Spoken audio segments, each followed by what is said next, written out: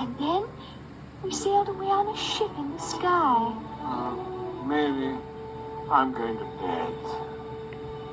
Oh, Mother, he really is wonderful, isn't he? See how well he sails the ship. George?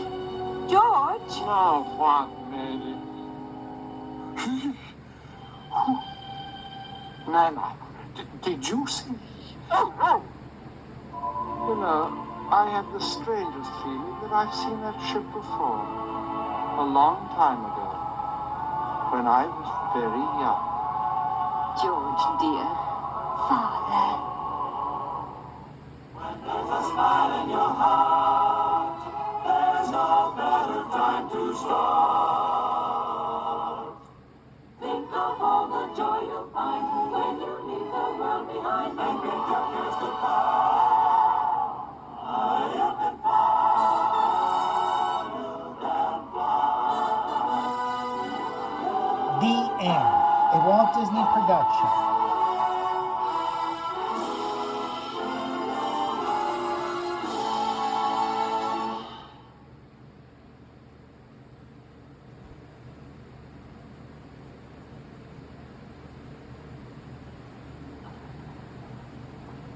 Don't worry, there's nothing wrong with your television set. This is a Pixie Bell. The sound is much too high for human ears. Oh, there you are, Tink. Hey, get that stuff off of me. If you're familiar with the story of Peter Pan, you know that a little sprinkling of Tinkerbell's fairy dust can make you fly. Tink. Tink, wait a minute. Haven't you forgotten something? Aren't you going to take the audience along? Come on, everybody. Here we go. Up to Neverland. Fly away with us, second star to the right and straight on till morning, and discover the behind-the-scenes story of how the timeless tale of Peter Pan was transformed into a soaring Disney classic. But Peter, how do we get to Neverland? The story of Peter Pan began its life on the London stage in 1904. It was written by Scottish novelist and playwright James Matthew Barrie. Sir James Barrie was inspired. I guess he was visited by the muse when he created Peter Pan. It was just a marvelous idea. And the testament is the fact that it's lived all these years and had so many incarnations. He created something that I guess will be immortal. In 1913, a touring company of Peter Pan was seen by this youngster in the small town of Marceline, Missouri. The boy was Walt Disney. He never forgot this epic of boyhood and its unique combination of fantasy and swashbuckling adventure. In 1924, Walt also saw a silent film version of Peter Pan, starring Betty Bronson as Peter. The film contained many innovations, such as a live actress playing Tinkerbell, and special effects that were the state-of-the-art for their day.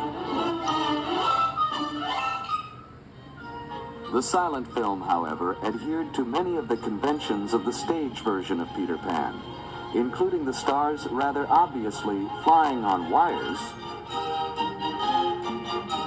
I flewed. a performer in a dog suit as Nana,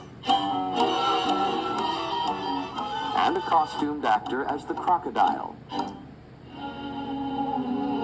Walt Disney's efforts to make Peter Pan as an animated feature actually began in the late 1930s during the production of Snow White and the Seven Dwarfs, in an era when Disney's filmmaking imagination was at its peak. Animation was in many ways the ideal medium for Peter Pan because it's a fantasy. Walt Disney himself noted, "The cartoon method gave us many advantages over the stagecraft of Barrie's day, which no amount of pixie dust could cure." Here, for the first time, was a medium where the imagination is limitless. Animation could do anything, and you're so free to do things, to picture things, to show people things that you couldn't do on stage. In 1939, Disney acquired the screen rights, and by early 1940, storyboards were begun. These never-before-seen watercolor illustrations by renowned British artist David Hall were part of Disney's initial work. Hall had also done extensive visual development of Alice in Wonderland for Disney in 1938. In this early version of the story, Nana traveled with Peter and the children to Neverland, as seen in these rare original story sketches.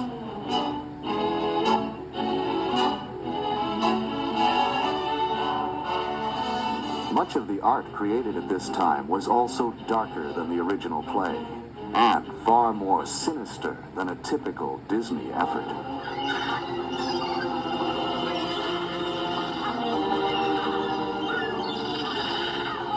Now, my dear princess, this is my proposition. You tell me the hiding place of Peter Pan, and I shall set you free. Talk. You'd better talk, my dear. This is your last chance, Tiger Lily.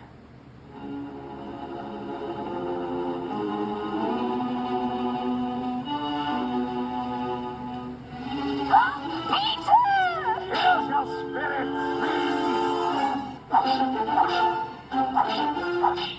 Give it to him, Captain.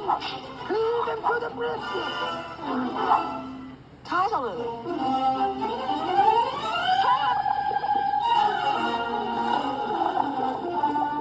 Another part of this early work was an elaborate musical number for Captain Hook's pirate crew, which was ultimately replaced by a different song, The Elegant Captain Hook. An attempt to persuade the Lost Boys to join the pirates' ranks, this earlier song, written by studio music director Frank Churchill along with Ray Kelly, is reconstructed here using a rare song demo recording, coupled with never-before-seen storyboard drawings of the original sequence. Aye, pirates, the only life for red-blooded men. If you're thinking of the future and you'd like a life of ease, if you'd like to make a fortune for your crew, if you've ever had a hanger and to sail the seven seas, then a pirate's life is just the life for you. Yo ho ho, up Canary you must go, so you might as well make up your mind to sign. If you'd like a share of plunder, if you care for blood and thunder, simply step right up and sign a dotted line. By 1941, a basic story structure was completed. However, the onset of World War II stopped the development. After the war, Walt Disney brought Peter Pan back into development.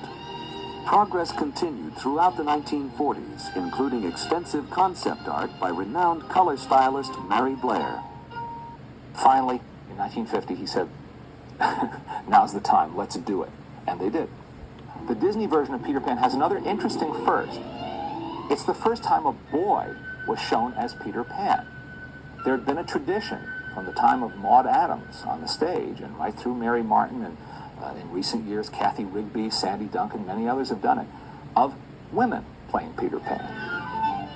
But it was something that was broken, a tradition that was broken by Walt Disney by showing Peter Pan as a boy. Now, it's an animated boy, but it was really a boy's voice, and he was depicted as a boy, which is what he's supposed to be.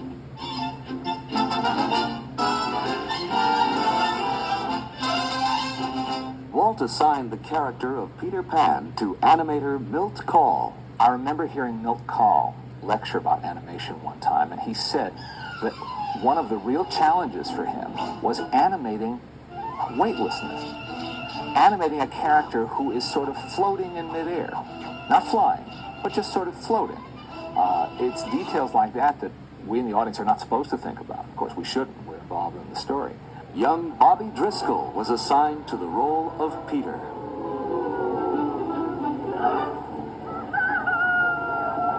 Where is that villain, Captain Hook? I'll slice him up and throw him to that crocodile. I guess Bobby Driscoll was an obvious choice for Walt to make because he was the resident juvenile star at the studio.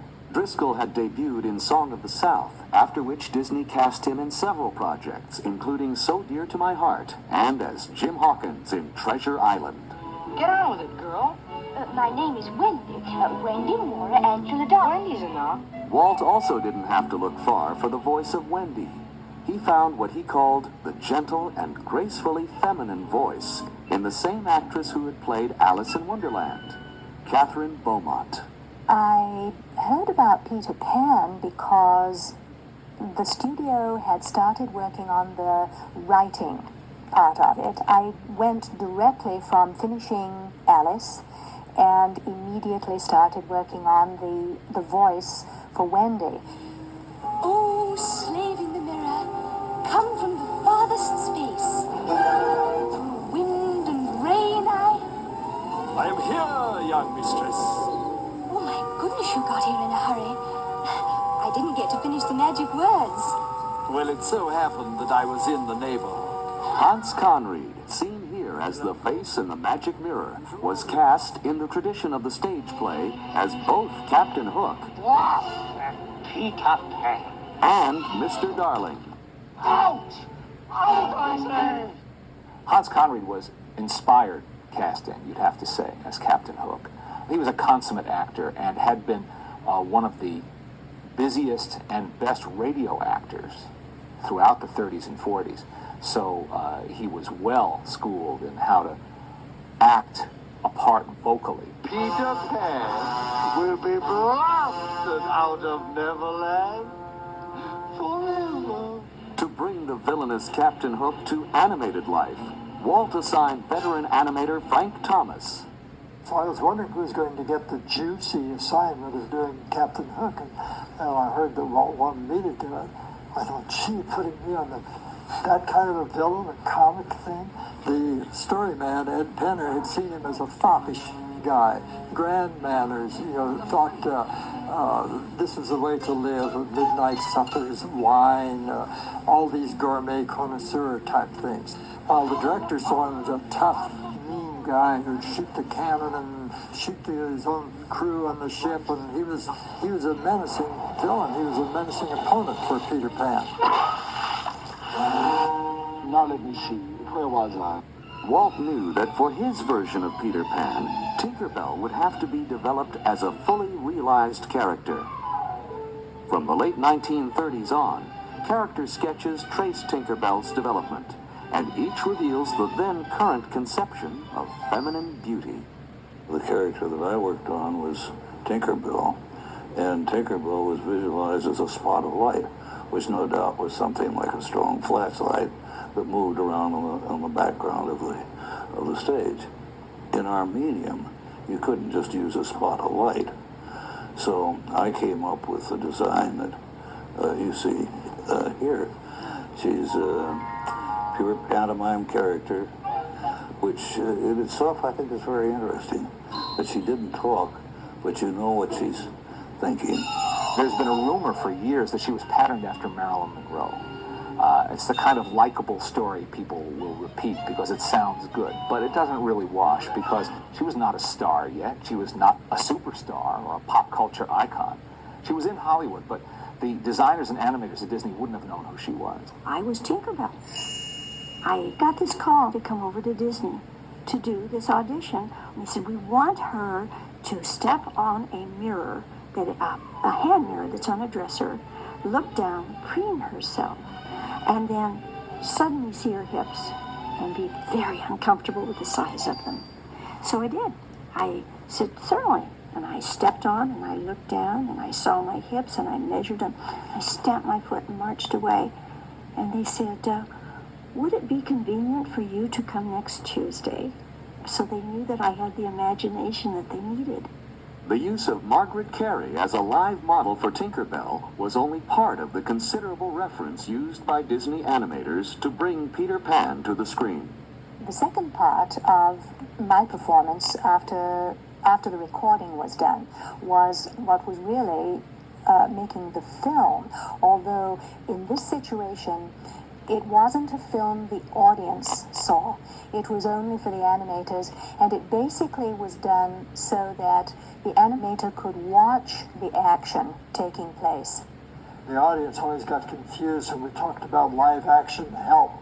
We'd say, well, an artist needs a model. You gotta have something to guide you.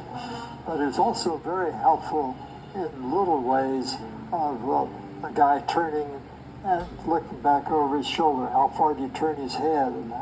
And you find if you got the real person to do it, this other arm here would come out as a turn, or have something come up to his chin, or some little thing you hadn't thought of. And very often that would make the scene come alive. A codfish on a hook. I'll get you for this plan. If it's the last thing I do. If America has an art form, I'd say it's the Disney feature cartoon. After nearly 2 decades of work, dozens of story treatments, and thousands of drawings, Walt Disney's Peter Pan was finally finished.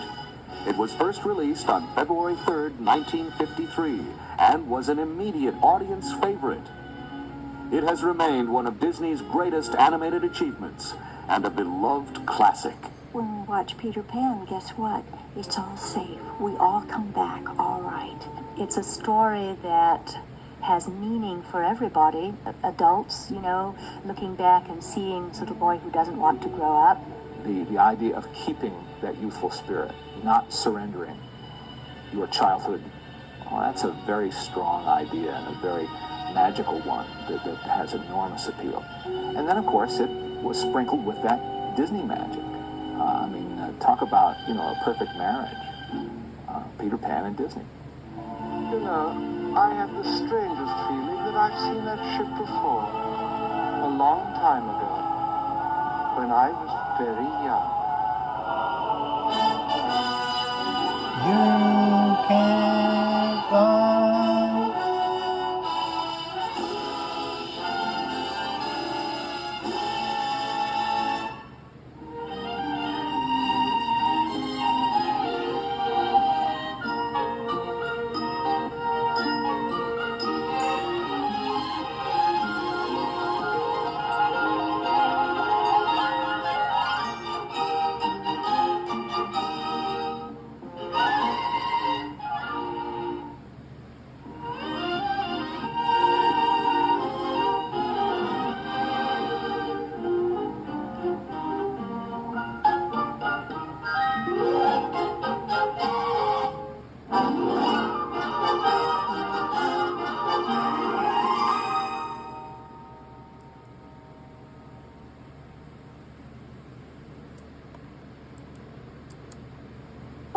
Coming soon to theaters.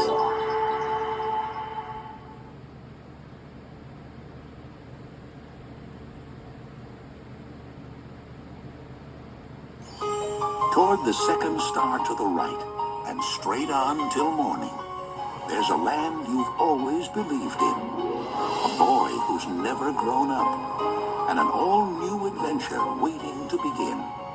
Walt Disney Pictures presents Peter Pan in Return to Neverland. Hello, Wendy. Punish me!